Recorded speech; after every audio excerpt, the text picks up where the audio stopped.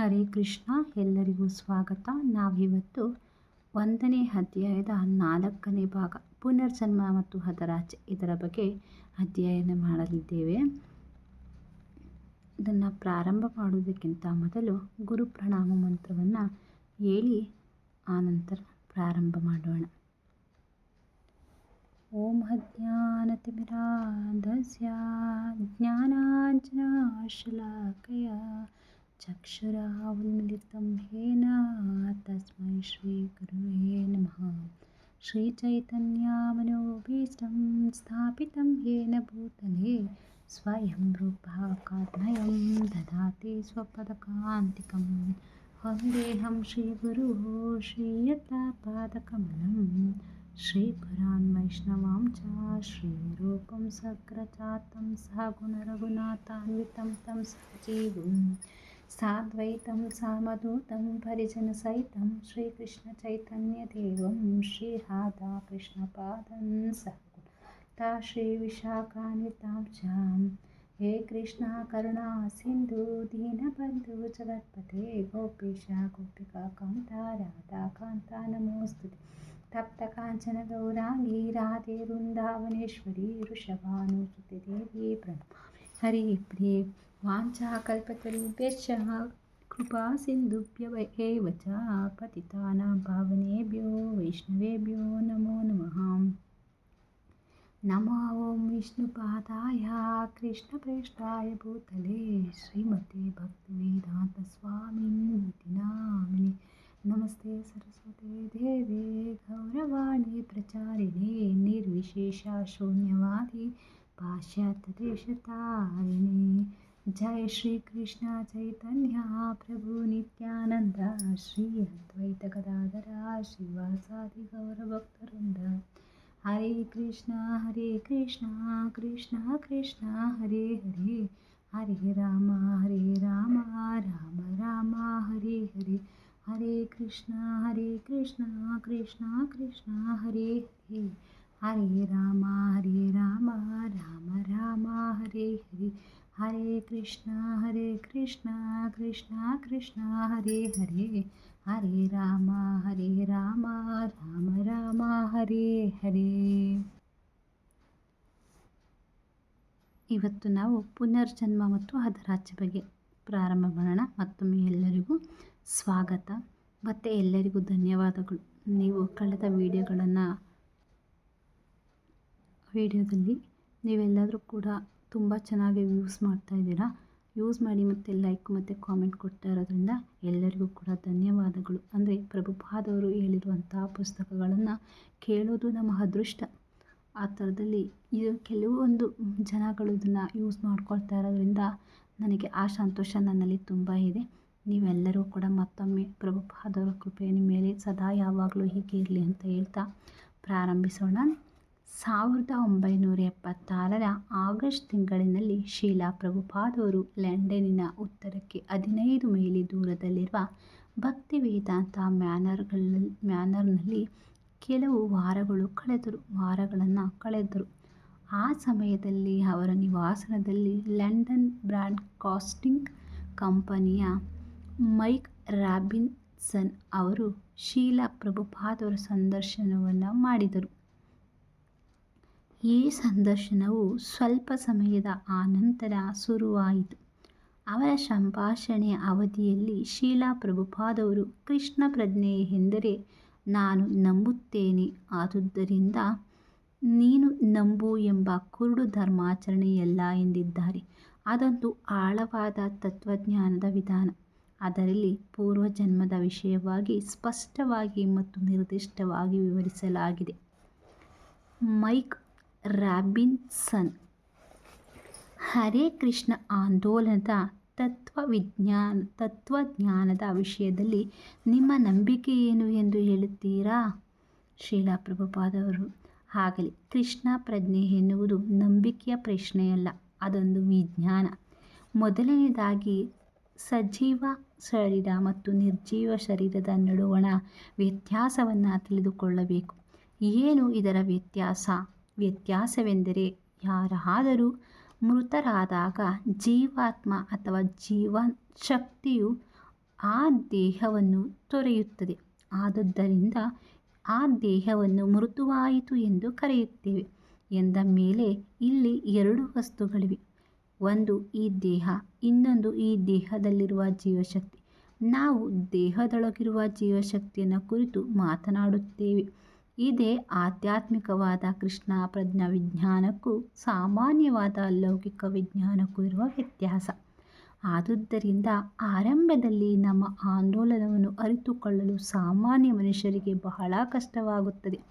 ಮೊದಲು ವ್ಯಕ್ತಿಯು ತಾನು ಈ ದೇಹದಿಂದ ಭಿನ್ನವಾದ ಆತ್ಮ ಎಂದು ಅರಿತುಕೊಳ್ಳಬೇಕು. ಮೈಕ್ ರಾಬಿನ್ಸನ್: ನಾವು ಅದನ್ನು ಯಾವಾಗ ಅರಿತುಕೊಳ್ಳುತ್ತೇವೆ? ಶ್ರೀಲ ಪ್ರಭುಪಾದರವರು: ನೀವು ಯಾವುದೇ ಕ್ಷಣದಲ್ಲಾದರೂ ಅರಿತುಕೊಳ್ಳಬಹುದು, ಆದರೆ ಅದಕ್ಕೆ ಸ್ವಲ್ಪ ಮಟ್ಟಿನ ಬುದ್ಧಿಮತ್ತೆ ಬೇಕು. ಉದಾಹರಣೆಗೆ, ಮಗು ಬೆಳೆದು ಹುಡುಗನಾಗುತ್ತಾನೆ, ಹುಡುಗನು ಯುವಕನಾಗುತ್ತಾನೆ, ಯುವಕನು ಪ್ರೌಢನಾಗುತ್ತಾನೆ.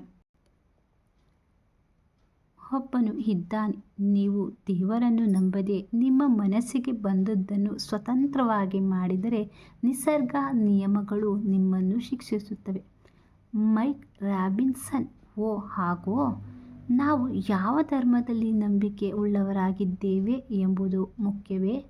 ವ್ಯಕ್ತಿಯು ಕೃಷ್ಣ ಭಕ್ತನಾಗಿರುವುದರಲ್ಲಿ ಏನು ವಿಶೇಷ? ಶ್ರೀಲ ಪ್ರಭುಪಾದರವರು: ಇದು ಧರ್ಮದ ಪ್ರಶ್ನೆಯಲ್ಲ, ಇದು ವಿಜ್ಞಾನದ ಪ್ರಶ್ನೆ. ನಾವಿಬ್ಬರೂ ಆಧ್ಯಾತ್ಮಿಕ ಜೀವಿ. ನೀವು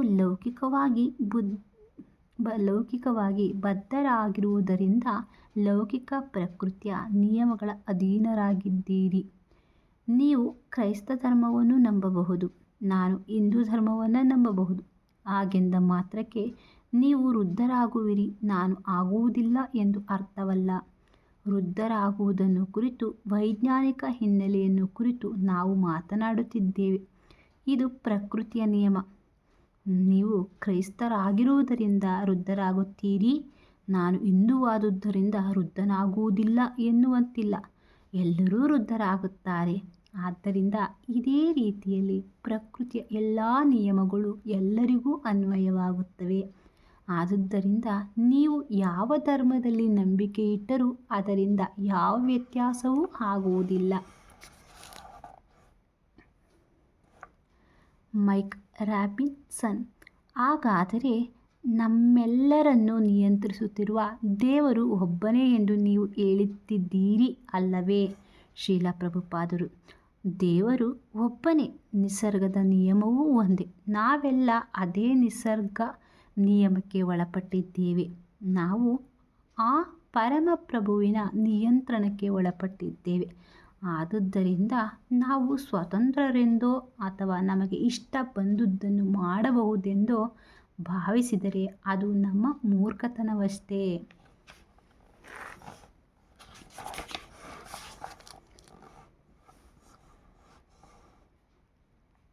ಮೈಕ್ ರಾಬಿನ್ಸನ್: ಓ ಹೀಗೋ?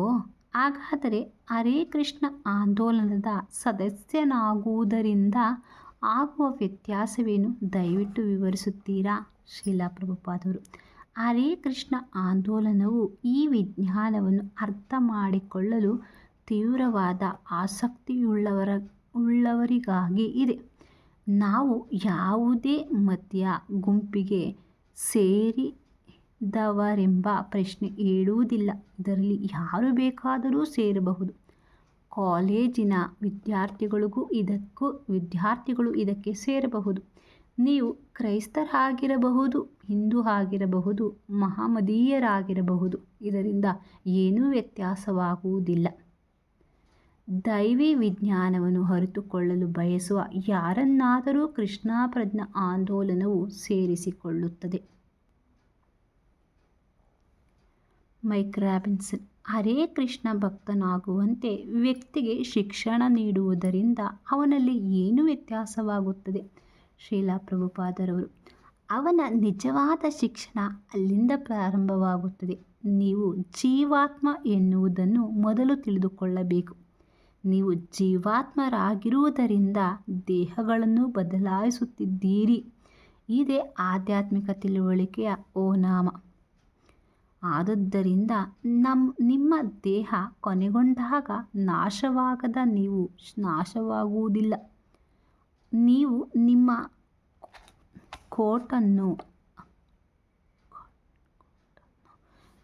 ಕೋಟನ್ನು ಅಂಗಿಯನ್ನು ಬದಲಾಯಿಸುವಂತೆ ನಿಮಗೆ ಮತ್ತೊಂದು ದೇಹ ದೊರಕುತ್ತದೆ. ನೀವು ನಾಳೆ ಬೇರೆ ಅಂಗಿ ಬೇರೆ ಕೋಟು ಹಾಕಿಕೊಂಡು ನನ್ನನ್ನು ನೋಡಲು ಬಂದರೆ ನೀವು ಬೇರೆ ವ್ಯಕ್ತಿಯಾಗಿಬಿಡುತ್ತೀರಾ? ಇಲ್ಲ. ಹಾಗೆಯೇ ಪ್ರತಿ ಸಲ ನೀವು ಮೃತರಾಗಿ ಬೇರೆ ಬೇರೆ ದೇಹಗಳನ್ನು ಪಡೆದಾಗಲೂ ನೀವು, ಅಂದರೆ ನಿಮ್ಮ ದೇಹದಲ್ಲಿರುವ ಚೇತನಾತ್ಮದ ಬದಲಾವಣೆ ಹೊಂದುವುದಿಲ್ಲ. ಆ ಅಂಶವನ್ನು ಅರ್ಥ ಮಾಡಿಕೊಳ್ಳಬೇಕು. ಆಗ ವ್ಯಕ್ತಿಯು ಕೃಷ್ಣ ಪ್ರಜ್ಞಾ ವಿಜ್ಞಾನದಲ್ಲಿ ಮತ್ತಷ್ಟು ಪ್ರಗತಿಯನ್ನು ಸಾಧಿಸಬಹುದಾಗಿದೆ. ಮೈಕ್ ರಾಬಿನ್ಸನ್: ಈಗ ನನಗೆ ಅರ್ಥವಾಗಲಾರಂಭಿಸಿದೆ.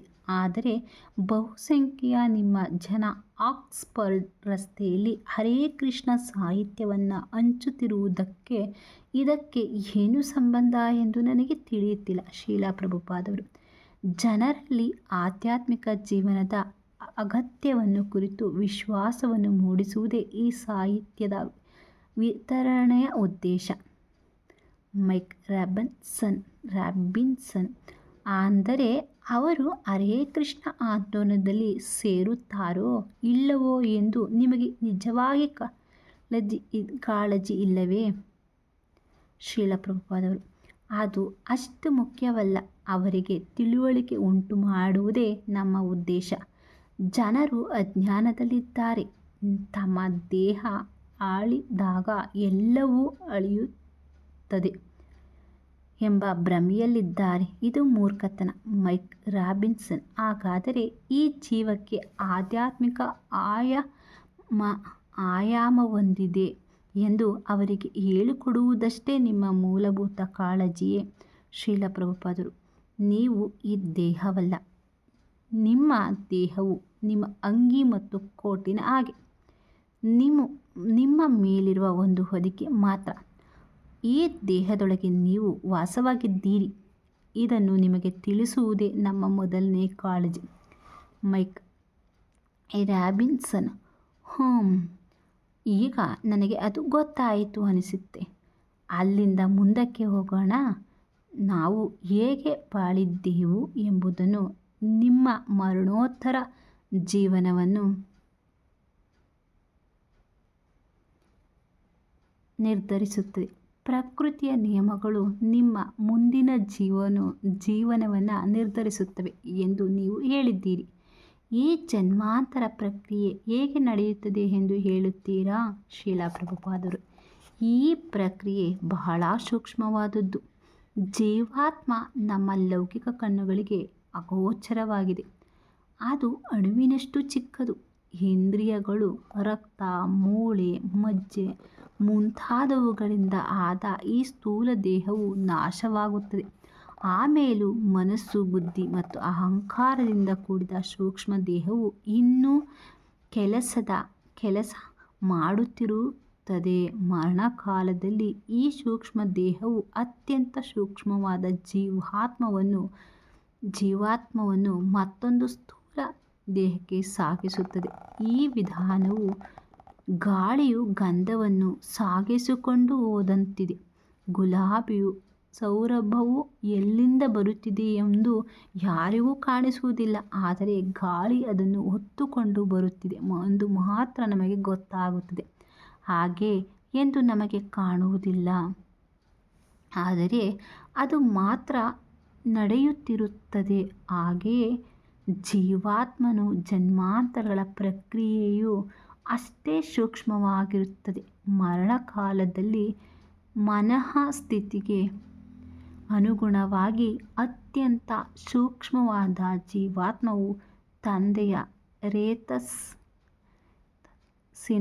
ಮೂಲಕ ನಿರ್ದಿಷ್ಟವಾದ ತಾಯಿಯ ಗರ್ಭವನ್ನು ಪ್ರವೇಶಿಸುತ್ತದೆ. ಆನಂತರ ಜೀವಾತ್ಮವು ತಾಯಿಯು ನೀಡುವ ಒಂದು ನಿರ್ದಿಷ್ಟವಾದ ಮಾದರಿಯ ದೇಹವನ್ನು ವಿಕಾಸಗೊಳಿಸುತ್ತದೆ. ಅದು ಮಾನವನ ದೇಹವಾಗಬಹುದು, ಬೆಕ್ಕಾಗಬಹುದು, ನಾಯಿಯಾಗಬಹುದು ಅಥವಾ ಬೇರೇನೋ ಆಗಬಹುದು. ಮೈಕ್ ರಾಬಿನ್ಸನ್: ಅಂದರೆ ಈ ಜನ್ಮಕ್ಕೆ ಮುಂಚೆ ನಾವು ಬೇರೆ ಏನೋ ಆಗಿದ್ದೆವು ಅಂತ ಹೇಳುತ್ತೀರಾ? ಶೀಲಾಪ್ರಭು: ಹೌದು ಮೈಕೋ ರಾಬಿನ್ಸನ್. ಹಾಗಾದರೆ ಮುಂದಿನ ಜನ್ಮದಲ್ಲಿ ನಾವು ಬೇರೆ ಏನೋ ಆಗಿ ಮತ್ತೆ ಬರುತ್ತೀವಾ? ಶೀಲಾಪ್ರಭು: ಹೌದು, ಏಕೆಂದರೆ ನೀವು ಶಾಶ್ವತ. ನಿಮ್ಮ ಕರ್ಮಗಳಿಗೆ ಅನುಸಾರವಾಗಿ ನೀವು ಕೆಲವು ದೇಹದಿಂದ ದೇಹಕ್ಕೆ ಬದಲಾಯಿಸಿಕೊಳ್ಳುತ್ತಿದ್ದೀರಿ. ಆದ್ದರಿಂದ ಈ ಕ್ರಿಯೆಯನ್ನು ನಿಲ್ಲಿಸುವುದು ಹೇಗೆ ಎಂದು ನೀವು ತಿಳಿದುಕೊಳ್ಳಬೇಕು. ನಿಮ್ಮ ಮೂಲ ಆಧ್ಯಾತ್ಮಿಕ ದೇಹದಲ್ಲಿಯೇ ಉಳಿದುಕೊಳ್ಳುವುದು ಹೇಗೆ ಎಂದು ನೀವು ತಿಳಿದುಕೊಳ್ಳಬೇಕು. ಈ ತಿಳುವಳಿಕೆ ಕೃಷ್ಣ ಪ್ರಜ್ಞೆ. ಮೈಕೋ ರಾಬಿನ್ಸನ್: ಹಾಗಾದರೆ ನಾನು ಕೃಷ್ಣ ಪ್ರಜ್ಞಾವಂತನಾದರೆ ಮುಂದಿನ ಜನ್ಮದಲ್ಲಿ ನಾಯಿಯಾಗೋ ಹುಟ್ಟು ಬರುವ ಭಯವಿಲ್ಲ ತಾನೇ?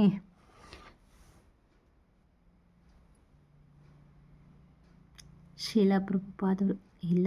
ಭಕ್ತನನ್ನು ಕುರಿತು ಜನ್ಮ ಕರ್ಮ ಚಾಮೇ ದಿವ್ಯಂ ಎಂಬ ಶ್ಲೋಕವನ್ನು ತೆಗೆರಿ. ಶಿಷ್ಯ: ಜನ್ಮ ಕರ್ಮ ಚಾಮೇ ದಿವ್ಯಂ ಏವಂ ಯೋ ವೇತಿ ತತ್ವತಃ ತ್ಯಕ್ತ್ವಾ ದೇಹಂ ಪುನರ್ಜನ್ಮ ನೈತಿ ಮಾಮೇತಿ ಸೋರ್ಜುನ. ಎಲೆ ಅರ್ಜುನನೇ, ನನ್ನ ಸ್ವರೂಪ ಮತ್ತು ಕಾರ್ಯಗಳು ದಿವ್ಯ ಗುಣಗಳನ್ನು ಯಾರು ಅರಿತಿರುತ್ತಾರೋ ಅವರು ಈ ದೇಹವನ್ನು ತ್ಯಜಿಸಿದ ಬಳಿಕ ಈ ಲೌಕಿಕ ಪ್ರಪಂಚದಲ್ಲಿ ಮತ್ತೆ ಜನ್ಮ ತಳೆಯುವುದಿಲ್ಲ. ಅವರು ನನ್ನ ನಿತ್ಯ ಧಾಮವನ್ನು ಸೇರುತ್ತಾರೆ. ಭಗವದ್ಗೀತೆ 4.9. ಶೀಲಾ ಪ್ರಭುಪಾದವರು: ನನ್ನನ್ನು ಅರಿತವರು ಜನನ ಮರಣಗಳಿಂದ ಮುಕ್ತರಾಗುತ್ತಾರೆ ಎಂದು ದೇವರು ಹೇಳುತ್ತಾನೆ. ಆದರೆ ಲೌಕಿಕವಾದ ಊಹಾತ್ಮಕ ಚಿಂತನೆಗಳಿಂದ ದೇವರನ್ನು ಅರ್ಥ ಮಾಡಿಕೊಳ್ಳಲು ಸಾಧ್ಯವಿಲ್ಲ. ಅದು ಅಸಾಧ್ಯ. ಮೊದಲು ವ್ಯಕ್ತಿಯು ಆಧ್ಯಾತ್ಮಿಕ ವೇದಿಕೆಗೆ ಬರಬೇಕು. ಆನಂತರ ಅವನಿಗೆ ದೇವರನ್ನು ಅರ್ಥ ಮಾಡಿಕೊಳ್ಳಲು ಅಗತ್ಯವಾದ ಬುದ್ಧಿಮತ್ತೆಯು ಲಭಿಸುತ್ತದೆ. ಒಂದು ಸಲ ಅವನು ದೇವರನ್ನು ಅರ್ಥ ಮಾಡಿಕೊಂಡನೆಂದರೆ ಮತ್ತೊಂದು ಅವನಿಗೆ ಲೌಕಿಕ ದೇಹಗಳು ಲಭಿಸುವುದಿಲ್ಲ. ಅವನು ಭಗವದ್ಧಾಮಕ್ಕೆ ಹಿಂದಿರುಗುತ್ತಾನೆ, ಶಾಶ್ವತವಾಗಿ ನೆಲೆಸಿರುತ್ತಾರೆ. ಮತ್ತೊಂದು ಅವನಿಗೆ ದೇಹಾಂತರವಿರುವುದಿಲ್ಲ. ಮೈಕ್ ರಾಬಿನ್ಸನ್: ಸರಿ, ಗೊತ್ತಾಯಿತು. ಈಗ ನೀವು 2 ಸಲ ನಿಮ್ಮ ಧರ್ಮಗ್ರಂಥಗಳಿಂದ ಓದಿದ್ದೀರಿ. ಈ ಧರ್ಮಗ್ರಂಥಗಳು ಎಲ್ಲಿಂದ ಬಂದವು? ಸಂಕ್ಷಿಪ್ತವಾಗಿ ಇದನ್ನು ವಿವರಿಸುತ್ತೀರಾ? ಶೀಲಪ್ರಭುಪಾದರು: ನಮ್ಮ ಧರ್ಮಗ್ರಂಥಗಳು ವೈದಿಕ ಸಾಹಿತ್ಯದಿಂದ ಬಂದಿವೆ. ಈ ವೈದಿಕ ಸಾಹಿತ್ಯದ ಸೃಷ್ಟಿಯ ಅವಧಿಯಲ್ಲೇ ಅಸ್ತಿತ್ವದಲ್ಲಿತ್ತು. ಯಾರಾದರೂ ಒಂದು ಉಪಕರಣವನ್ನು ಹೊಸದಾಗಿ ತಯಾರಿಸಿದಾಗ, ಉದಾಹರಣೆಗೆ ಈ ಧ್ವನಿವರ್ಧಕ, ಅದನ್ನು ಹೇಗೆ ಉಪಯೋಗಿಸಬೇಕೆಂದು ವಿವರಿಸುವ ಮಾಹಿತಿ ಪುಸ್ತಕ ಕೂಡ ಇರುತ್ತದೆ ಅಲ್ಲವೇ? ಮೈಕೋ ರಾಬಿನ್ಸನ್: ಹೌದು, ಇರುತ್ತದೆ. ಶೀಲಾಪ್ರಭುಪಾದರು: ಆ ಮಾಹಿತಿ ಪುಸ್ತಕವು ಧ್ವನಿವರ್ಧಕದ ಸೃಷ್ಟಿಯೊಂದಿಗೆ ಬರುತ್ತದೆ. ಮೈಕೋ ರಾಬಿನ್ಸನ್: ಹೌದು, ಸರಿ, ನಿಜ. ಶೀಲಾಪ್ರಭುಪಾದರು: ಹಾಗೆಯೇ ಈ ಬ್ರಹ್ಮಾಂಡದ ಸೃಷ್ಟಿಯೊಂದಿಗೆ ಅದರೊಡನೆ ಹೇಗೆ ವ್ಯವಹರಿಸಬೇಕು ಎಂದು ವಿವರಿಸುವ ವೈದಿಕ ಸಾಹಿತ್ಯವೂ ಬರುತ್ತದೆ. ಮೈಕ್ ರಾಬಿನ್ಸನ್: ಓ, ಹಾಗಾದರೆ ಈ ಧರ್ಮಗ್ರಂಥಗಳು ಸೃಷ್ಟಿಯ ಆದಿಯಿಂದ ಅಸ್ತಿತ್ವದಲ್ಲಿವೆ. ಈಗ ನಾವು ಮತ್ತೊಂದು ವಿಷಯಕ್ಕೆ ಹೋಗೋಣ. ಈ ವಿಷಯದ ಬಗ್ಗೆ ನೀವು ತೀವ್ರವಾದ ಅಭಿಪ್ರಾಯಗಳನ್ನು ಇಟ್ಟುಕೊಂಡಿದ್ದೀರಿ ಎಂದುಕೊಂಡಿದ್ದೇನೆ. ಕೃಷ್ಣ ಪ್ರಜ್ಞೆಗೂ ಪಾಶ್ಚಾತ್ಯ ರಾಷ್ಟ್ರಗಳಲ್ಲಿ ಬೋಧಿಸಲಾಗುತ್ತಿರುವ ಇತರ ಪೌರಸ್ತ್ಯ ದರ್ಶನಗಳಿಗೂ ಇರುವ ಮುಖ್ಯವಾದ ವ್ಯತ್ಯಾಸವೇನು? ಶೀಲಾಪ್ರಭುಪಾದವರು: ವ್ಯತ್ಯಾಸವಿಷ್ಟೇ. ನಾವು ಮೂಲ ಧರ್ಮಗ್ರಂಥಗಳನ್ನು ಅನುಸರಿಸುತ್ತಿದ್ದೇವೆ. ಅವರು ತಮ್ಮದೇ ಆದ ಸಾಹಿತ್ಯವನ್ನು ಸೃಷ್ಟಿಸುತ್ತಿದ್ದಾರೆ. ಅದೇ ವ್ಯತ್ಯಾಸ. ಆಧ್ಯಾತ್ಮಿಕ ವಿಷಯಗಳ ಬಗ್ಗೆ ಏನಾದರೂ ಪ್ರಶ್ನೆ ಮೂಡಿದರೆ ನಾವು ಮೂಲ ಗ್ರಂಥಗಳನ್ನು ಪರಾಮರ್ಶಿಸಬೇಕೇ ವಿನಃ ಠಕ್ಕರು ಪ್ರಕಟಿಸಿದ ಸಾಹಿತ್ಯವನ್ನಲ್ಲ. ಮೈಕೋ ರಾಬಿನ್ಸನ್: ಹರೇ ಕೃಷ್ಣ ಮಂತ್ರ ಜಪದ ವಿಷಯವನ್ನು ತಿಳಿಸಿ. ಶೀಲಾಪ್ರಭುಪಾದರು: ವಿಶೇಷವಾಗಿ ಈ ಯುಗದಲ್ಲಿ ಜನರು ಆಧ್ಯಾತ್ಮಿಕ ಜೀವನವನ್ನು ಬಹಳ ಸುಲಭವಾಗಿ ಅರಿತುಕೊಳ್ಳಲಾರದಷ್ಟು ಮಂದಮತಿಗಳಾಗಿರುವಾಗ ಪರಿಶುದ್ಧರಾಗಲು ಅತ್ಯಂತ ಸುಲಭವಾದ ಮಾರ್ಗವೆಂದರೆ ಹರೇ ಕೃಷ್ಣ ಮಂತ್ರ ಜಪ. ಹರೇ ಕೃಷ್ಣ ಮಂತ್ರವನ್ನು ಜಪಿಸಿದರೆ ವ್ಯಕ್ತಿಯ ಬುದ್ಧಿಯು ಪರಿಶುದ್ಧವಾಗುತ್ತದೆ. ಆನಂತರ ಅವನು ಆಧ್ಯಾತ್ಮಿಕ ವಿಷಯಗಳನ್ನು ಅರಿತುಕೊಳ್ಳಲು ಸಮರ್ಥನಾಗುತ್ತಾನೆ. ಮೈಕೋ ರಾಬಿನ್ಸನ್. ನಿಮ್ಮ ಕಾರ್ಯಗಳಿಗೆ ಹೇಗೆ ಮಾರ್ಗದರ್ಶನ ದೊರೆಯುತ್ತದೆ? ಶ್ರೀಲ ಪ್ರಭುಪಾದರು. ವೈದಿಕ ಸಾಹಿತ್ಯದಿಂದ ನಾವು ಮಾರ್ಗದರ್ಶನವನ್ನು ಪಡೆಯುತ್ತೇವೆ. ಮೈಕೋ ರಾಬಿನ್ಸನ್. ನೀವು ಉದ್ಧರಿಸಿದ ಧರ್ಮಗ್ರಂಥಗಳೆಲ್ಲಿದೆ? ನೀವು ಉದ್ಧರಿಸಿದ ಧರ್ಮಗ್ರಂಥಗಳಿಂದಲೇ?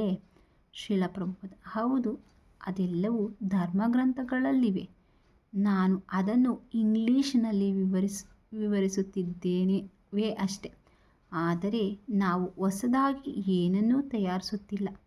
ನಾವು ಜ್ಞಾನವನ್ನು ತಯಾರಿಸಲು ಹೊರಟರೆ ಎಲ್ಲವೂ ಹಾಳಾಗಿ ಹೋಗಿಬಿಡುತ್ತದೆ.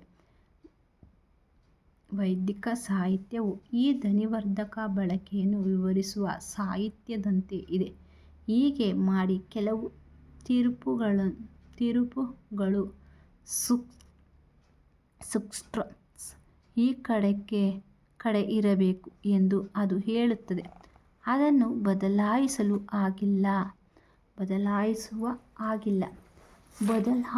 ಹೋದರೆ ಎಲ್ಲವೂ ಹಾಳಾಗುತ್ತದೆ. ಅದೇ ಪ್ರಕಾರ ನಾವು ಯಾವುದನ್ನು ತಯಾರಿಸುತ್ತಿಲ್ಲವಾದುದರಿಂದ ವ್ಯಕ್ತಿಯು ನಮ್ಮ ಪುಸ್ತಕಗಳನ್ನು ಓದಿದರೆ ಸಾಕು, ಅವನು ನಿಜವಾದ ಆಧ್ಯಾತ್ಮಿಕ ಜ್ಞಾನವನ್ನು ಪಡೆಯುತ್ತಾನೆ. Mike Robinson. ಕೃಷ್ಣ ಪ್ರಜ್ಞೆಯ ತತ್ವಜ್ಞಾನವು ಜನಜೀವನದ ಮೇಲೆ ಹೇಗೆ ಪರಿಣಾಮ ಬೀರುತ್ತದೆ? ಶ್ರೀಲ ಪ್ರಭುಪಾದವರು. ಅದು ಜನರ ದುಃಖವನ್ನು ನಿವಾರಿಸಬಲ್ಲದು.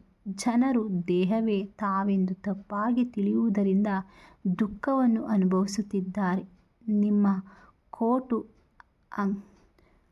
ಅಂಗಿಗಳೇ ನಾವೆಂದು ತಿಳಿದುಕೊಂಡು ಅವನು ಬಹಳ ಎಚ್ಚರಿಕೆಯಿಂದ ಒಗೆಯುತ್ತಾ ಆಹಾರ ಸೇವಿಸುವುದನ್ನೇ ಮರೆತರೆ ಸುಖವಾಗಿರುತ್ತೀರಾ? ಮೈಕೋ ರಾಬಿನ್ಸನ್. ಇಲ್ಲ, ಇರಲಾರೆ. ಶ್ರೀಲ ಪ್ರಭುಪಾದರು. ಹಾಗೆಯೇ ಪ್ರತಿಯೊಬ್ಬನೂ ಕೆಲವು ದೇಹವೆಂಬ ಕೋಟು ಅಂಗಿಯನ್ನು ಒಗೆಯುತ್ತಿದ್ದಾನೆ, ಆದರೆ ದೇಹದಲ್ಲಿರುವ ಆತ್ಮವನ್ನು ಮರೆಯುತ್ತಿದ್ದಾನೆ. ಈ ದೇಹವೆಂಬ ಕೋಟು ಅಂಗಿಯೊಳಗಡೆ ಏನಿದೆ ಎಂಬ ಮಾಹಿತಿ ಅವರಲ್ಲಿಲ್ಲ.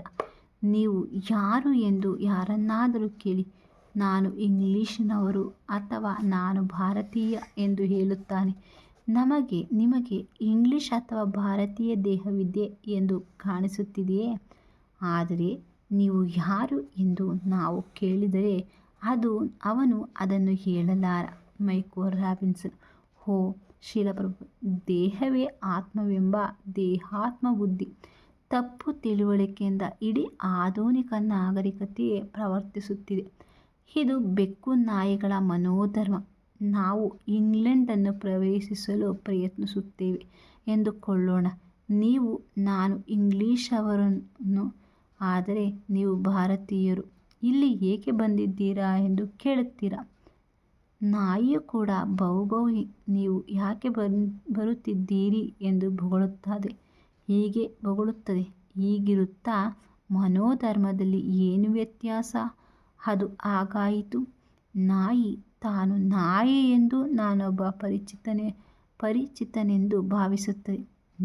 ನೀವೊಬ್ಬ ಇಂಗ್ಲಿಷ್ರವನೆಂದು ನಾನೊಬ್ಬ ಭಾರತೀಯನೆಂದು ಭಾವಿಸುತ್ತೀರಿ. ಹೀಗೆ ಮನೋಧರ್ಮದಲ್ಲಿ ವ್ಯತ್ಯಾಸವೇನಿಲ್ಲ. ಆದುದರಿಂದ ನೀವು ಜನರನ್ನು ನಾಯಿ ಬುದ್ಧಿಯ ಅಂಧಕಾರದಲ್ಲಿರಿಸಿ ನಾಗರಿಕತೆಯಲ್ಲಿ ಮುಂದುವರಿಯುತ್ತಿದೆವೆಂದು ಘೋಷಿಸಿದರೆ ಅದು ತಪ್ಪಾಗುತ್ತದೆ. ಮೈಕೋ ರಾಬಿನ್ಸನ್. ಈಗ ಇನ್ನೊಂದು ವಿಷಯ ಎತ್ತಿಕೊಳ್ಳೋಣ. ಪ್ರಪಂಚದಲ್ಲಿ ದುಃಖವು ಕವಿದಿರುವ ಪ್ರದೇಶಗಳ ಬಗ್ಗೆ ಹರೇ ಕೃಷ್ಣ ಆಂದೋಲನಕ್ಕೆ ಒಂದಿಷ್ಟು ಕಾಳಜಿ ಇದೆ ಎಂದು ಕೇಳಿದ್ದೇನೆ. ಶ್ರೀಲ ಪ್ರಭುಪಾದರು. ಹೌದು, ನಮಗೆ ಮಾತ್ರ ಅಂತಹ ಕಾಳಜಿ ಇದೆ. ಇತರರು ಮುಖ್ಯ ಸಮಸ್ಯೆಗಳಾದ ಜನನ, ವೃದ್ಧಾಪ್ಯ, ವ್ಯಾಧಿ ಮತ್ತು ಮೃತ್ಯು ಇವುಗಳನ್ನು ಬದಲಿಗೆ ಸರಿಸುತ್ತಿದ್ದಾರೆ. ಈ ಸಮಸ್ಯೆಗಳಿಗೆ ಬೇರೆ ಯವರಲ್ಲಿ ಏನೂ ಪರಿಹಾರಗಳಿಲ್ಲ. ಅವರು ಸುಮ್ಮನೆ ಏನೇನೋ ಅರ್ಥಹೀನವಾಗಿ ಮಾತನಾಡುತ್ತಿದ್ದಾರೆ. ಜನರನ್ನು ತಪ್ಪು ದಾರಿಗೆ ಎಳೆಯುತ್ತಿದ್ದಾರೆ. ಅವರನ್ನು ಅಂಧಕಾರದಲ್ಲಿಯೇ ಇರಿಸುತ್ತಿದ್ದಾರೆ. ನಾವು ಅವರಿಗೆ ಸ್ವಲ್ಪ ಬೆಳಕು ಕೊಡಲು ತೊಡಗೋಣ. ಮೈಕ್ ರಾಬಿನ್ಸನ್: ಸರಿ, ಆದರೆ ಅವರಿಗೆ ಆಧ್ಯಾತ್ಮಿಕ ಜ್ಞಾನೋದಯವನ್ನು ನೀಡುವುದಲ್ಲದೆ ಅವರ ದೈಹಿಕ ಆರೋಗ್ಯದ ಬಗ್ಗೆಯೂ ಗಮನ ವಹಿಸುತ್ತೀರಾ? ಶ್ರೀಲ ಪ್ರಭುಪಾದರು: ಆಧ್ಯಾತ್ಮಿಕ ಸುಸ್ಥಿತಿಯನ್ನು ದೈಹಿಕ ಆರೋಗ್ಯವು ತಾನಾಗಿಯೇ ಆರಿಸಿಕೊಂಡು ಬರುತ್ತದೆ. ಮೈಕೋ ರಾಬಿನ್ಸನ್: ಅದು ಹೇಗೆ ಆಗುತ್ತದೆ? ಶ್ರೀಲ ಪ್ರಭುಪಾದರು: ನಿಮ್ಮಲ್ಲಿ ಒಂದು ಕಾರಿದೆ ಅಂದುಕೊಳ್ಳೋಣ. ಸಹಜವಾಗಿಯೇ ನಿಮ್ಮನ್ನು ನೋಡಿಕೊಂಡಷ್ಟು ಚೆನ್ನಾಗಿಯೇ ಅದನ್ನು ನೋಡಿಕೊಳ್ಳುತ್ತೀರಿ. ಆದರೆ ನೀವು ಕಾರು ಎಂದುಕೊಳ್ಳುವುದಿಲ್ಲ. ನಾನೇ ಈ ಕಾರು ಎಂದು ನೀವು ಹೇಳುವುದಿಲ್ಲ. ಅದು ಅರ್ಥಹೀನ. ಆದರೆ ಜನರು ಈ ದೈಹಿಕ ಕಾರಿನ ಬಗ್ಗೆ ಅತಿಯಾದ ಅಚ್ಚರಪಡುತ್ತಿದ್ದಾರೆ. ತಾವು ಕಾರಿನಿಂದ ಬೇರೆ, ತಾವು ಚೇತನಾತ್ಮರು, ನಮ್ಮ ಕೆಲಸವೇ ಬೇರೆ ಎನ್ನುವುದನ್ನು ಅವರು ಮರೆತಿದ್ದಾರೆ. ವ್ಯಕ್ತಿಯು ಪೆಟ್ರೋಲನ್ನು ಕುಡಿದು ಸಂತೃಪ್ತನಾಗಿರುವುದು ಹೇಗೆ ಸಾಧ್ಯವಿಲ್ಲವೋ ಹಾಗೆಯೇ ಯಾರೂ ಕೂಡ ದೈಹಿಕ ಕಾರ್ಯಗಳಿಂದ ತೃಪ್ತನಾಗಿರುವುದು ಸಾಧ್ಯವಿಲ್ಲ. ವ್ಯಕ್ತಿಯು ತನ್ನ ಆತ್ಮಕ್ಕೆ ಸೂಕ್ತವಾದ ಆಹಾರವನ್ನು ಕೊಂಡುಕೊಳ್ಳಬೇಕು. ನಾನು ಕಾರು, ಆದುದರಿಂದ ನಾನು ಪೆಟ್ರೋಲನ್ನು ಕುಡಿಯಬೇಕು ಎಂದು ಯಾರಾದರೂ ಭಾವಿಸಿದರೆ ಅವನನ್ನು ಹುಚ್ಚನೆಂದು ಕರೆದರು. ಅದೇ ಪ್ರಕಾರವಾಗಿ ವ್ಯಕ್ತಿಯು ತಾನು ಈ ದೇಹವೆಂದು ಭಾವಿಸಿ ದೈಹಿಕ ತೃಪ್ತಿಗಳಿಂದ ಸುಖವಾಗಿರಲು ಪ್ರಯತ್ನಿಸಿದರೆ ಅವನು ಹುಚ್ಚನೇ ಸರಿ.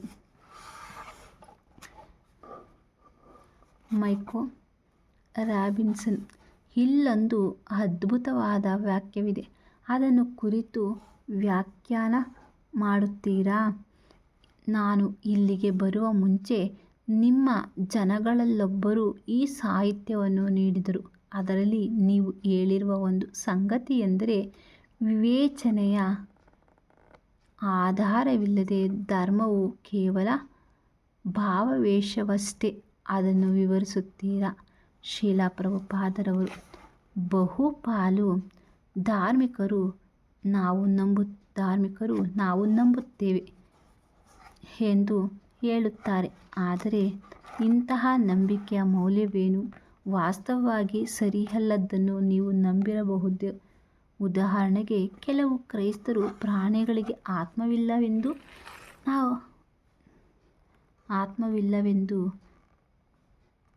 ನಾವು ನಂಬುತ್ತೇವೆ ಎಂದು ಹೇಳುತ್ತಾರೆ. ಇದು ಸರಿಯಲ್ಲ. ಪ್ರಾಣಿಗಳನ್ನು ತಿನ್ನಲು ಬಯಸುವುದರಿಂದ ಅವುಗಳಿಗೆ ಆತ್ಮವಿಲ್ಲವೆಂದು ಅವರು ನಂಬುತ್ತಾರೆ. ಆದರೆ ದಿಟದಲ್ಲಿ ಪ್ರಾಣಿಗಳಿಗೂ ಆತ್ಮವಿದೆ. ಮೈಕೋ ರಾಬಿನ್ಸನ್: ಪ್ರಾಣಿಗಳಿಗೆ ಆತ್ಮವಿದೆ ಎಂದು ನಿಮಗೆ ಹೇಗೆ ಗೊತ್ತು? ಶ್ರೀಲ ಪ್ರಭುಪಾದವರು: ನೀವು ಕೂಡ ತಿಳಿಯಬಹುದು. ವೈಜ್ಞಾನಿಕ ಆಧಾರ ಇಲ್ಲದೆ ಪ್ರಾಣಿಗಳು ತಿನ್ನುತ್ತವೆ, ನೀವು ತಿನ್ನುತ್ತೀರಾ. ಪ್ರಾಣಿಗಳು ನಿದ್ರಿಸುತ್ತವೆ, ನೀವು ನಿದ್ರಿಸುತ್ತೀರಾ. ಪ್ರಾಣಿಗಳು ಕೊಡುತ್ತವೆ, ನೀವು ಕೊಡುತ್ತೀರಿ. ಪ್ರಾಣಿಗಳು ಆತ್ಮರಕ್ಷಣೆ ಮಾಡಿಕೊಳ್ಳುತ್ತವೆ, ನೀವು ಆತ್ಮರಕ್ಷಣೆ ಮಾಡಿಕೊಳ್ಳುತ್ತೀರಿ. ಹಾಗಾದರೆ ನಿಮಗೂ ಪ್ರಾಣಿಗಳಿಗೂ ಏನು ವ್ಯತ್ಯಾಸ? ನಿಮಗೆ ಆತ್ಮವಿದೆ, ಪ್ರಾಣಿಗಳಿಗೆ ಇಲ್ಲ ಎಂದು ನೀವು ಹೇಗೆ ಹೇಳುತ್ತೀರಿ? ಮೈಕೋ ರಾಬಿನ್ಸನ್: ಅದು ನನಗೆ ಪೂರ್ಣವಾಗಿ ಗೊತ್ತಾಯಿತು. ಆದರೆ ಕ್ರೈಸ್ತ ಧರ್ಮಗ್ರಂಥಗಳು ಹೇಳುವುದು. ಶ್ರೀಲ ಪ್ರಭುಪಾದರು: ಇಲ್ಲಿ ಧರ್ಮಗ್ರಂಥಗಳ ಪ್ರಸ್ತಾವ ಬೇಡ. ಇದು ಸಾಮಾನ್ಯ ವ್ಯವಹಾರದ ಜ್ಞಾನದ ವಿಷಯ. ಅರ್ಥ ಮಾಡಿಕೊಳ್ಳಲು ಪ್ರಯತ್ನಿಸಿ. ಪ್ರಾಣಿ ತಿನ್ನುತ್ತದೆ, ನೀವು ತಿನ್ನುತ್ತೀರಾ. ಪ್ರಾಣಿ ನಿದ್ರಿಸುತ್ತದೆ, ನೀವು ನಿದ್ರಿಸುತ್ತೀರಿ. ಪ್ರಾಣಿ ರಕ್ಷಣೆ ಮಾಡಿಕೊಳ್ಳುತ್ತದೆ, ನೀವು ರಕ್ಷಣೆ ಮಾಡಿಕೊಳ್ಳುತ್ತೀರಿ. ಪ್ರಾಣಿಯು ಕಾಮವನ್ನು ಉಪಭೋಗಿಸುತ್ತದೆ, ನೀವು ಕಾಮವನ್ನು ಉಪಭೋಗಿಸುತ್ತೀರಿ. ಪ್ರಾಣಿಗಳು ಸಂತಾನವನ್ನು ಪಡೆಯುತ್ತವೆ, ನೀವು ಸಂತಾನವನ್ನು ಪಡೆಯುತ್ತೀರಿ. ಅವುಗಳಿಗೂ ವಾಸಸ್ಥಾನವಿದೆ, ನಿಮಗೂ ವಾಸಸ್ಥಾನವಿದೆ. ಪ್ರಾಣಿಗಳಿಗೂ ದೇಹವನ್ನು ಕತ್ತರಿಸಿದಾಗ ರಕ್ತ ಬರುತ್ತದೆ, ನಿಮ್ಮ ದೇಹವನ್ನು ಕತ್ತರಿಸಿದಾಗಲೂ ರಕ್ತ ಬರುತ್ತದೆ. ಇಷ್ಟೆಲ್ಲ ಹೋಲಿಕೆಗಳು ಇವೆ. ಹೀಗಿರುವಾಗ ಆತ್ಮದ ಅಸ್ತಿತ್ವದ ಹೋಲಿಕೆಯೊಂದನ್ನು ಏಕೆ ನಿರಾಕರಿಸುತ್ತೀರಿ? ಇದು ತರ್ಕಶುದ್ಧವಲ್ಲ. ನೀವು ತರ್ಕಶಾಸ್ತ್ರವನ್ನು ಓದಿದ್ದೀರಾ. ತರ್ಕಶಾಸ್ತ್ರದ ಸಾದೃಶ್ಯ ಎನ್ನುವುದು ಸಿದ್ಧಾಂತ ಹೊಂದಿದೆ. ಸಾದೃಶ್ಯವೆಂದರೆ ಅನೇಕ ಅಪರೂಪ ಅಂಶಗಳನ್ನು ಕಂಡುಹಿಡಿದು ಒಂದು ನಿರ್ಣಯಕ್ಕೆ ಬರುವುದು. ಮಾನವರಿಗೆ ಪ್ರಾಣಿಗಳಿಗೂ ಇಷ್ಟೊಂದು ಅನುರೂಪ ಅಂಶಗಳು ಇರುವಾಗ ಒಂದೇ ಹೋಲಿಕೆಯನ್ನು ಏಕೆ ನಿರಾಕರಿಸುತ್ತೀರಿ? ಅದು ಕರ್ತವ್ಯವಲ್ಲ, ಅದು ವಿಜ್ಞಾನವೂ ಅಲ್ಲ.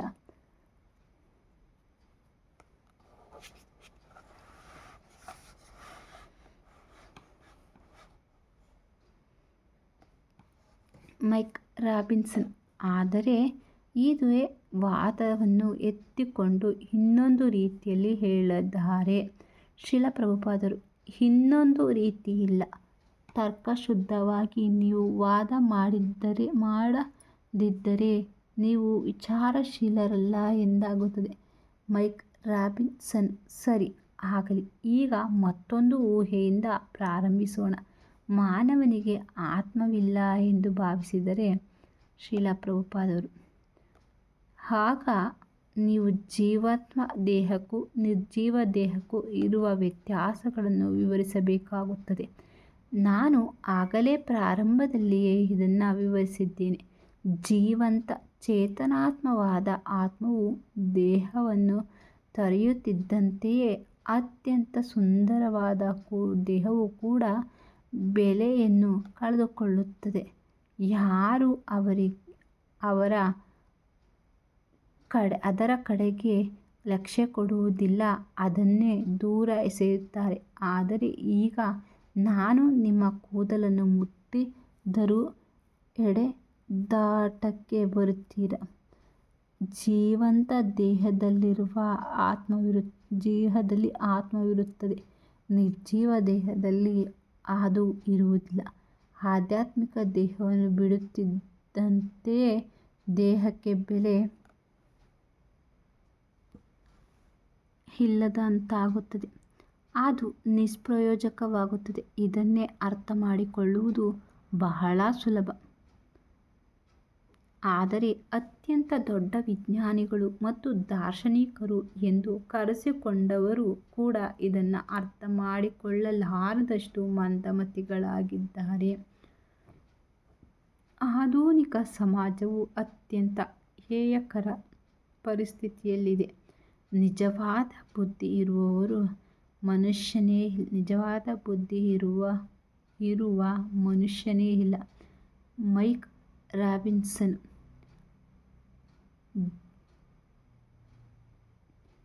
ಜೀವನದ ಆಧ್ಯಾತ್ಮಿಕ ಆಯಾಮವನ್ನು ಅರಿತುಕೊಳ್ಳುವುದರಲ್ಲಿ ವಿಫಲರಾದ ಎಲ್ಲ ವಿಜ್ಞಾನಿಗಳನ್ನು ಕುರಿತು ಈ ಮಾತು ಹೇಳುತ್ತಿದ್ದೀರಾ? ಹೌದು. ನಿಜವಾದ ವಿಜ್ಞಾನವೆಂದರೆ ಲೌಕಿಕ ಮತ್ತು ಆಧ್ಯಾತ್ಮಿಕವಾದುದರಲ್ಲಿ ಪೂರ್ಣ ಜ್ಞಾನವನ್ನು ಹೊಂದುವುದು. Mike Robinson. ಆದರೆ ನಿಮ್ಮ ಪೂರ್ವಾಶ್ರಮದಲ್ಲಿ ರಸಾಯನಶಾಸ್ತ್ರಜ್ಞರಾಗಿದ್ದರಲ್ಲ? ಹೌದು. ನನ್ನ ಪೂರ್ವಾಶ್ರಮದಲ್ಲಿ ರಸಾಯನಶಾಸ್ತ್ರಜ್ಞರಾಗಿದ್ದೆ. ಆದರೆ ರಾಸಾಯನಿಕ ಶಾಸ್ತ್ರಜ್ಞರಾಗಲು ಮಹಾಬುದ್ಧಿವಂತಿಕೆ ಏನೂ ಬೇಕಾಗಿಲ್ಲ. ಸಾಮಾನ್ಯವಾಗಿ ತಿಳುವಳಿಕೆ ಬರುವ ಯಾರು ಬೇಕಾದರೂ ಆಗಬಹುದು.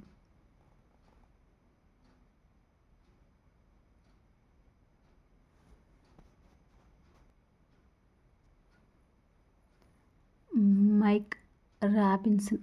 ಆದರೆ ಇಂದಿನ ವಿಜ್ಞಾನಿಗಳು ಮಂದಮತಿಗಳು ಆಗಿದ್ದರೂ ಭೌತಿಕ ವಿಜ್ಞಾನವು ಕೂಡ ಮಹತ್ವವಾದುದು ಎಂದು ನೀವು ಭಾವಿಸುತ್ತೀರಲ್ಲವೇ?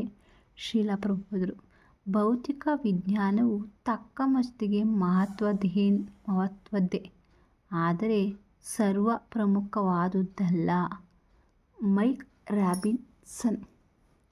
ಓ, ನಾನು ಮುಂಚೆ ಕೇಳಿದ ಪ್ರಶ್ನೆಗೆ ಮತ್ತೆ ಬರಬಹುದೇ? ಕೆಲವು ನಿಮಿಷಗಳ ಹಿಂದೆ ನಿಮ್ಮಲ್ಲಿ ಭಿನ್ನಾಭಿಪ್ರಾಯ ಬಂದಾಗ ಧರ್ಮಗ್ರಂಥಗಳ ಪ್ರಸ್ತಾವ ಬೇಡ, ಸಾಮಾನ್ಯ ವ್ಯವಹಾರ ಜ್ಞಾನ ಉಪಯೋಗಿಸಿ ಎಂದಿದ್ದೀರಿ. ಹಾಗಾದರೆ ನಿಮ್ಮ ಧರ್ಮದಲ್ಲಿ ಧರ್ಮಗ್ರಂಥಗಳ ಪಾತ್ರವೇನು? ಅವು ಎಷ್ಟರ ಮಟ್ಟಿಗೆ ಮಹತ್ವವಾಗಿವೆ? ಶ್ರೀಲ ಪ್ರಭುಪಾದರು. ನಮ್ಮ ಧರ್ಮ ಒಂದು ವಿಜ್ಞಾನವಾಗಿದೆ. ಮಗು ಬೆಳೆದು ಹುಡುಗನಾಯಿತು ಎಂದರೆ ಅದು ವಿಜ್ಞಾನ, ಧರ್ಮವಲ್ಲ. ಪ್ರತಿಯೊಂದು ಮಗುವೂ ಬೆಳೆದು ದೊಡ್ಡವಾಗುತ್ತದೆ. ಇದರಲ್ಲಿ ಧರ್ಮದ ಪ್ರಶ್ನೆ ಏನು ಬಂತು? ಪ್ರತಿಯೊಬ್ಬನೂ ಸಾಯುತ್ತಾನೆ. ಇದರಲ್ಲಿ ಧರ್ಮದ ಪ್ರಶ್ನೆ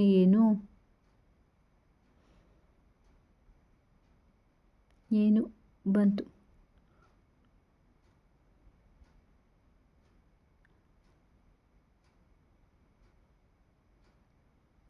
ಮನುಷ್ಯ ಮೃತನಾದಾಗ ಅವನ ದೇಹ ನಿಷ್ಪ್ರಯೋಜಕವಾಗುತ್ತದೆ. ಇದರಲ್ಲಿ ಧರ್ಮದ ಪ್ರಶ್ನೆ ಏನು ಬಂತು? ಅದು ವಿಜ್ಞಾನ. ನೀವು ಕ್ರೈಸ್ತರಾಗಿರಲಿ, ಹಿಂದೂವಾಗಿರಲಿ ಅಥವಾ ಮುಸ್ಲಿಮರಾಗಿರಲಿ, ಮೃತವಾದಾಗ ದೇಹವು ನಿಷ್ಪ್ರಯೋಜಕವಾಗುತ್ತದೆ. ಇದು ವಿಜ್ಞಾನ. ನಿಮ್ಮ ಬಂಧುವು ಮೃತನಾದಾಗ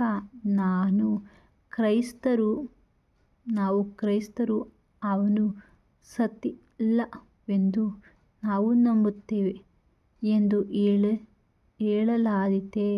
ಇಲ್ಲ, ಅವನು ಸತ್ತಿದ್ದಾನೆ. ನೀವು ಕ್ರೈಸ್ತರಾಗಿರಲಿ, ಹಿಂದೂವಾಗಿರಲಿ ಅಥವಾ ಮುಸ್ಲಿಂ ಆಗಿರಲಿ, ಅವನು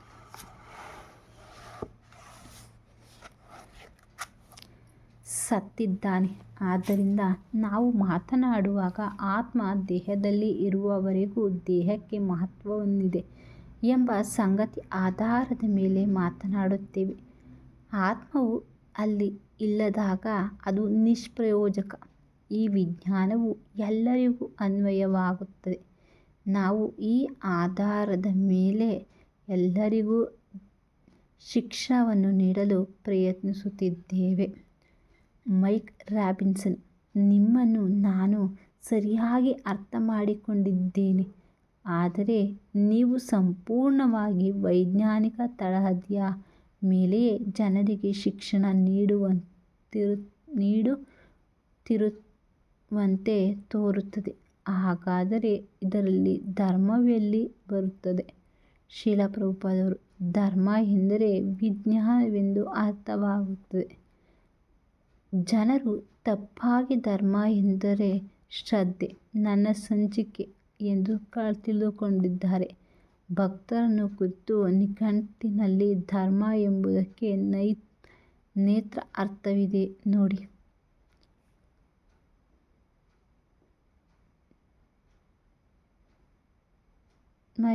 ಏನು ಅರ್ಥವಿದೆ ನೋಡಿ. ಶಿಷ್ಯ. ಧರ್ಮ ಎಂಬ ಶಬ್ದಕ್ಕೆ ನಿಘಂಟಿನಲ್ಲಿ ಪುರುಷೋತ್ತಮನ ನಿಯಂತ್ರಣ ಅಥವಾ ಶಕ್ತಿಯನ್ನು, ಅದರಲ್ಲಿಯೂ ವಿಶೇಷವಾಗಿ ವಿಧೇಯತೆಯನ್ನು ಸ್ವೀಕರಿಸಲು ಅರ್ಹನಾದ ವೈಯಕ್ತಿಕ ದೇವರನ್ನು ಗುರುತಿಸುವುದು ಮತ್ತು ಅಂತಹ ಅರಿವನ್ನು ಸೂಕ್ತ ಮಾನಸಿಕ ನಿಲುಮೆಯೊಡನೆ ಮೇಳೈಸುವುದು ಎಂದು ಹೇಳಿದೆ. ಶ್ರೀಲ ಪ್ರಭುಪಾದರು.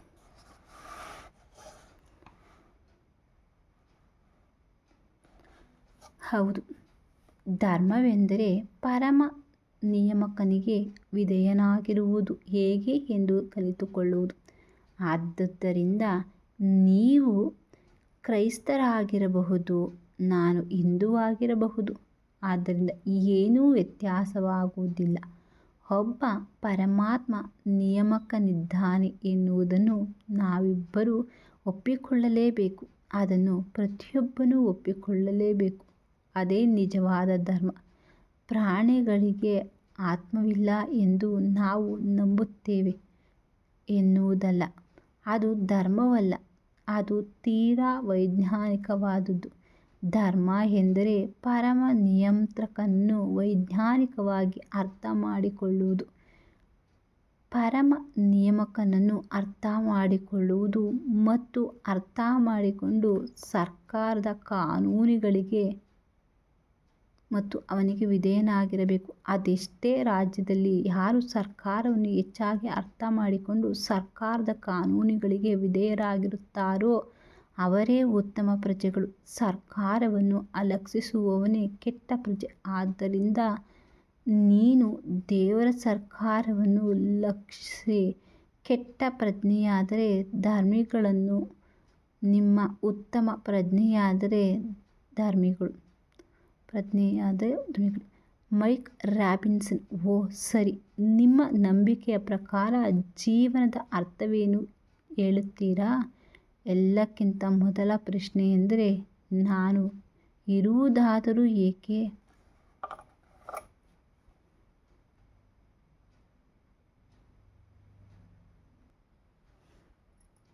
ಶ್ರೀಲ ಪ್ರಭುಪಾದ: ಸುಖವನ್ನು ಅನುಭವಿಸುವುದೇ ಜೀವನದ ಉದ್ದೇಶ. ಆದರೆ ನಾವೀಗ ಜೀವನದ ಮಿಥ್ಯ ವೇದಿಕೆಯ ಮೇಲೆ ಇದ್ದೇವೆ. ಆದುದರಿಂದ ಸುಖವನ್ನು ಅನುಭವಿಸುವ ಬದಲು ನಾವು ದುಃಖಿಗಳಾಗಿದ್ದೇವೆ. ನಾವು ಎಲ್ಲಿ ನೋಡಿದರೂ ಅಸ್ತಿತ್ವಕ್ಕಾಗಿ ಹೋರಾಟವನ್ನು ಕಾಣುತ್ತೇವೆ. ಪ್ರತಿಯೊಬ್ಬನೂ ಹೆಣಗಾಡುತ್ತಿದ್ದಾನೆ. ಆದರೆ ಕೊನೆಯಲ್ಲಿ ಅವರಿಗೆ ದೊರಕುವ ಸುಖವೇನು? ಅವರು ಕೇವಲ ಯಾತನೆಯನ್ನು ಅನುಭವಿಸಿ ಸಾಯುತ್ತಾರೆ. ಆದುದರಿಂದ ಜೀವನವೆಂದರೆ ಸುಖಾನುಭವವಾದರೂ ಪ್ರಸ್ತುತದಲ್ಲಿ ನಮ್ಮ ಜೀವನದ ಸುಖಮಯವಾಗಿಲ್ಲ. ಆದರೆ ನಾವು ದಿಟವಾದ ಜೀವನದ ಆಧ್ಯಾತ್ಮಿಕ ವೇದಿಕೆಗೆ ತಲುಪಿದರೆ ಆಗ ಸುಖವನ್ನು ಅನುಭವಿಸಬಹುದು. ಮೈಕ್ ರಾಬಿನ್ಸನ್: ಕೊನೆಯದಾಗಿ ಒಂದು ಪ್ರಶ್ನೆ. ನಿಮ್ಮ ಆಧ್ಯಾತ್ಮಿಕ ಜೀವನದಲ್ಲಿ ಹಾದು ಬರುವ ಕೆಲವು ಹಂತಗಳನ್ನು ಕುರಿತು ವಿವರಿಸುತ್ತೀರಾ? ಶ್ರೀಲ ಪ್ರಭುಪಾದರವರು: ಕುತೂಹಲವೇ ಮೊದಲನೇ ಹಂತ. ಈ ಕೃಷ್ಣ ಪ್ರಜ್ಞಾ ಆಂದೋಲನ ಎಂದರೆ ಏನು? ಇದನ್ನು ಕುರಿತು ಅಧ್ಯಯನ ಮಾಡೋಣ ಎಂದು ನೀವು ಹೇಳುತ್ತೀರಿ. ಇದನ್ನೇ ಶ್ರದ್ಧಾ ಎಂದು ಕರೆಯುತ್ತಾರೆ. ಇದೇ ಪ್ರಾರಂಭ. ಆನಂತರ ನಿಮಗೆ ಇನ್ನೂ ಹೆಚ್ಚಿನ ಆಸಕ್ತಿ ಉಂಟಾದರೆ ಆ ಅರಿವನ್ನು ಬೆಳೆಸಿಕೊಳ್ಳುತ್ತಿರುವವರ ಸಹವಾಸ ಮಾಡಬೇಕು. ಅವರ ಮನೋಧರ್ಮವನ್ನು ಅರಿಯಲು ಪ್ರಯತ್ನ ಪಡಬೇಕು. ಆಗ ನೀವು ನಾನು ಅವರಲ್ಲಿ ಒಬ್ಬ ಏಕೆ ಆಗಬಾರದು ಎಂದು ಯೋಚಿಸುತ್ತೀರಿ. ನೀವು ಅವರಲ್ಲಿ ಒಬ್ಬರಾದ ಮೇಲೆ ನಿಮ್ಮ ತಪ್ಪು ತಿಳುವಳಿಕೆಗಳೆಲ್ಲ ಕೂಡಲೇ ದೂರವಾಗುತ್ತವೆ. ನೀವು ಇನ್ನೂ ಹೆಚ್ಚು ಶ್ರದ್ಧಾವಂತರಾಗುತ್ತೀರಿ. ಆಗ ನಿಮಗೆ ಕೃಷ್ಣ ಪ್ರಜ್ಞೆಯ ಬಗ್ಗೆ ನಿಜವಾದ ಅಭಿರುಚಿ ಉಂಟಾಗುತ್ತದೆ. ಈ ಹುಡುಗರು ಚಲನಚಿತ್ರ ನೋಡಲು ಏಕೆ ಹೋಗುವುದಿಲ್ಲ? ಅವರು ಏಕೆ ಮಾಂಸಭಕ್ಷಣೆ ಮಾಡುವುದಿಲ್ಲ? ಅಥವಾ ರಾತ್ರಿ ಕೂಟಗಳಿಗೆ ನೈಟ್ ಕ್ಲಬ್ ಏಕೆ ಹೋಗುವುದಿಲ್ಲ? ಏಕೆಂದರೆ ಅವರ ಅಭಿರುಚಿ ಬದಲಾಗಿದೆ. ಅವರು ಈಗ ಅವುಗಳನ್ನೆಲ್ಲ ದ್ವೇಷಿಸುತ್ತಾರೆ. ಹೀಗೆ ನೀವು ಪ್ರಗತಿಯನ್ನು ಸಾಧಿಸುತ್ತೀರಿ. ಮೊದಲು ಶ್ರದ್ಧೆ, ಆನಂತರ ಭಕ್ತರ ಸಹವಾಸ, ಆಮೇಲೆ ಎಲ್ಲ ತಪ್ಪು ಗ್ರಹಿಕೆಗಳ ನಿವಾರಣೆ, ಆನಂತರ ದೃಢವಾದ ನಿಷ್ಠೆ, ಆಮೇಲೆ ಅಭಿರುಚಿ, ಆಮೇಲೆ ಭಗವಂತನ ಸಾಕ್ಷಾತ್ಕಾರ, ಆನಂತರ ಭಗವಂತನಲ್ಲಿ ಪ್ರೀತಿ. ಇದೇ ಪರಿಪೂರ್ಣತೆ. ಅದೇ ಶ್ರೇಷ್ಠ ದರ್ಜೆಯ ಧರ್ಮ. ನಾನು ನಂಬುತ್ತೇನೆ, ನೀವು ನಂಬು ಎಂಬ ಯಾವುದೇ ಧಾರ್ಮಿಕ ಆಚರಣೆಯಲ್ಲ. ಅದು ಧರ್ಮವಲ್ಲ, ಅದು ವಂಚನೆ. ನಿಜವಾದ ಧರ್ಮವೆಂದರೆ ನೀವು ದೇವರಲ್ಲಿ ಪ್ರೀತಿಯನ್ನು ಬೆಳೆಸಿಕೊಳ್ಳುವುದು. ಅದೇ ಧರ್ಮದ ಪರಿಪೂರ್ಣತೆ. ಮೈಕ್ ರಾಬಿನ್ಸನ್: ನನ್ನೊಡನೆ ಮಾತನಾಡಿದ್ದಕ್ಕೆ ನಿಮಗೆ ಅನಂತ ಧನ್ಯವಾದಗಳು. ನಿಮ್ಮೊಡನೆ ಮಾತನಾಡುವುದೇ ಒಂದು ಆನಂದ. ಶ್ರೀಲ ಪ್ರಭುಪಾದರು: ಹರೇ ಕೃಷ್ಣ. ವಾಂಛಾಕಲ್ಪತರುಭ್ಯಶ್ಚ ಕೃಪಾ ಸಿಂಧುಭ್ಯ ಏವ ಚ ಪತಿತಾನಾಂ ಪಾವನೇಭ್ಯೋ ವೈಷ್ಣವೇಭ್ಯೋ ನಮೋ ನಮಃ. ಹರೇ ಕೃಷ್ಣ ಕೃಷ್ಣ ಕೃಷ್ಣ ಹರೇ ಹರೇ, ಹರೇ ರಾಮ ರಾಮ ರಾಮ ಹರೇ ಹರೇ. ನಾವಿಲ್ಲಿಗೆ ಆತ್ಮ ಸಾಕ್ಷಾತ್ಕಾರ ವಿಜ್ಞಾನದ 1ನೇ ಅಧ್ಯಾಯದ 4 ಭಾಗಗಳನ್ನು ಸಂಪೂರ್ಣವಾಗಿ ಕಲಿತಿದ್ದೇವೆ. ಮುಂದಿನ ವಿಡಿಯೋದಲ್ಲಿ ನಾವು ಸತ್ಯ ಮತ್ತು ಸೌಂದರ್ಯ 5ನೇ ಭಾಗವನ್ನು ಕಲಿಯುತ್ತಿದ್ದೇವೆ. ನಾನು ಓದಿರೋದ್ರಲ್ಲಿ ಏನಾದರೂ ತಪ್ಪು ದೋಷಗಳಿದ್ದರೆ ಅದು ನನ್ನ ನ್ಯೂನತೆಯಿಂದ ಆಗಿರುವಂಥದ್ದು. ದಯವಿಟ್ಟು ಎಲ್ಲರೂ ಕ್ಷಮಿಸಿ. ಇದರಿಂದ ನಿಮಗೆ ಏನಾದರೂ ಉಪಯೋಗ ಆಗ್ತಿದ್ರೆ ಒಳ್ಳೆಯದು ಕಂಡ್ರೆ ಅದು ನನ್ನ ಗುರುಗಳಿಂದ ಆಗಿದ್ದು ಅದನ್ನು ನಾನು ನನ್ನ ಗುರುಗಳ ಪಾದಚರಣ ಕಮಲಗಳಿಗೆ ಅರ್ಪಣೆ ಮಾಡುತ್ತೇನೆ. ಎಲ್ಲರಿಗೂ ಧನ್ಯವಾದ. ಹರೇ ಕೃಷ್ಣ ಕೃಷ್ಣ ಕೃಷ್ಣ ಹರೇ ಹರೇ, ಹರೇ ರಾಮ ರಾಮ ರಾಮ ಹರೇ ಹರೇ. ಹರೇ ಕೃಷ್ಣ.